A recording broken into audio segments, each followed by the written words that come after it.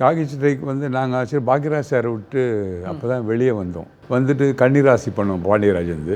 அதுக்கப்புறம் ஒரு கதை ஒன்று ரெடி பண்ணியிருந்தோம், ஒரு போலீஸ் சம்மந்தப்பட்ட ஒரு கதை. அதை ரெடி பண்ணிட்டு இதை சொல்லலான்னு சொல்லிட்டு பிளான் பண்ணிருக்கும்போது கரெக்டாக அவினாசி மணி சார்ட்டு பாண்டியராஜனுடைய மாமனார் அவருக்கு நான் எங்களுக்கு பாக்யராஜ் இருக்கும்போது ரொம்ப க்ளோஸு. ஏதாவது கதை வச்சுருக்கீங்களாடா, சத்யா மியூஸில் கேட்குறாங்கடா கதை. சார் இருக்குது சார், நாங்கள் வந்து சொல்லுவீங்களா? சொல்கிறேன் சார் அப்படின்னு. என்ன சொல்கிறோம் இப்போ வரும்னு தெரியல, ப்ரிப்பேர் பண்ணல, ஒன்றும் பண்ணல, ஒரு ஐடியா மட்டும் இருக்குது. அந்த ஐடியா வச்சுட்டு சத்யா மியூஸில் அப்போ அந்த கதை எப்படி சொன்னோம், என்ன சொன்னோன்னு தெரியல சார், கதை ஓகே ஆயிடுச்சு, நல்லா இருக்குது, இதே பண்ணிடலான்ட்டார். அட்வான்ஸ் வாங்கிட்டு போயிடுங்க அப்படின்ட்டார். அவ்வளோ ஒரு கற்பனை நம்மளுக்கு. முதல் முறையாக ஒரு பெரிய அட்வான்ஸு கமல்ஹாசன் படம். அப்படி அறிமுகமானது கமல்ஹாசன் அறிமுகமானார். அவரே வீட்டுக்கு ஃபோன் பண்ணுவாருங்க.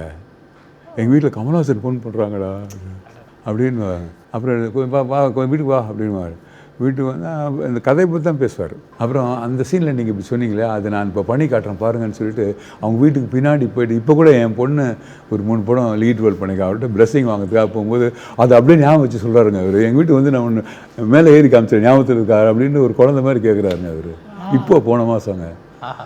அப்போ வந்து இந்த பாருங்கள் அந்த சீன் நீங்கள் பண்ணிக்கிங்களே, இப்படி பண்ணால் நல்லா இருக்குமா பாருங்கள் அப்படின்னு சொல்லிட்டு பின்னால் இருக்க பைப்பு, அந்த பைப்லாம் ஒரு பாசிலாம் முடிச்சிருக்குது, மேலே ஏறாருங்க அது மேலே.